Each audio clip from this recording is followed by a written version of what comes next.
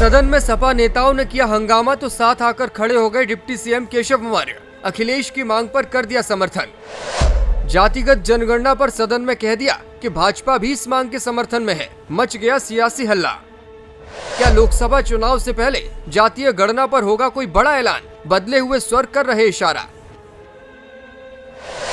देश में अगले साल लोकसभा चुनाव होने हैं और इससे पहले जातीय जनगणना के मुद्दे को लेकर सियासत तेज है। समाजवादी पार्टी की ओर से हर मोर्चे पर इसको लेकर आवाज बुलंद की जा रही है और भाजपा के अधिकांश नेता इस मांग पर मौन हैं। लेकिन इसी बीच यूपी के डिप्टी सीएम ने सदन में खड़े होकर कह दिया है कि हम अब इस मांग के साथ हैं और हमारी पार्टी भी जातिगत जनगणना चाहती है। इधर केशव प्रसाद मौर्य ने ये बयान दिया तो फिर कई सवाल भी खड़े हो गए और लोग अलग अलग कयास लगाने लगे। मौर्य ने विधान परिषद में स्पष्ट दावा किया कि भाजपा जाति जनगणना के विरोध में नहीं है। भावनात्मक मुद्दे पर भाजपा को घेरने की विपक्षी योजना को हराने के लिए पार्टी के इस कदम को साफ तौर से केशव प्रसाद मौर्य ने उठाया है। केशव प्रसाद मौर्य ने जिस तरह से सदन में बयान दिया, लोग कह रहे हैं कि सपा ने इस मुद्दे को भुनाने की कोशिश की तो फिर भाजपा अब सावधानी की मुद्रा में आ चुकी है। डिप्टी सीएम केशव ने शून्यकाल के दौरान दिए गए सपा के स्थगन प्रस्ताव नोटिस पर जवाब देते हुए कहा कि सपा सदस्य अच्छी तरह से जानते हैं कि ऐसी जनगणना का आदेश केवल केंद्र सरकार द्वारा दिया जा सकता है।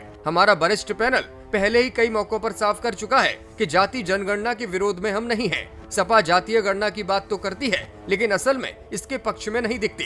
जब वो सत्ता में थे तो उन्होंने इस मुद्दे पर कुछ नहीं किया। दरअसल सदन में यह मुद्दा उस वक्त शुरू हुआ जब सपा एमएलसी लाल बिहारी यादव, नरेश उत्तम पटेल और आशुतोष सिन्हा ने इस विषय पर भाजपा को घेरने की कोशिश की। सपा विधायकों ने कहा कि हम जाति आधारित जनगणना चाहते हैं लेकिन भाजपा ने जनगणना रोक दी है। 2011 में जाति जनगणना हुई थी लेकिन आंकड़े जारी नहीं किए गए और 2023 में भी अभी से इसी तरह का अभ्यास किया जा रहा है। जब सपा विधायकों ने इस तरह से सवाल उठाए तो फिर केशव प्रसाद मौर्य ने जो जवाब दिया है उसने सियासी हलचल बढ़ा दी है। दूसरी ओर राज्य सरकार ने विधान परिषद में एक और बात साफ कर दी। सरकार की ओर से कहा गया कि पुरानी पेंशन नीति को लागू करना अब संभव नहीं है। माध्यमिक शिक्षा मंत्री स्वतंत्र प्रभार गुलाब देवी ने कहा कि केंद्र ने 2004 में नई पेंशन योजना लागू की थी और यूपी में इसे 1 अप्रैल 2005 से लागू किया जा चुका है, इसलिए इस व्यवस्था को बदलना संभव नहीं है। उन्होंने कहा कि नई पेंशन योजना का लाभ स्ववित्त संस्थानों को भी दिया जा रहा है। सरकार ने ये जवाब उस वक्त दिया जब शिक्षक समूह के नेता ध्रुव कुमार त्रिपाठी द्वारा पुरानी पेंशन योजना का मुद्दा उठाया गया था।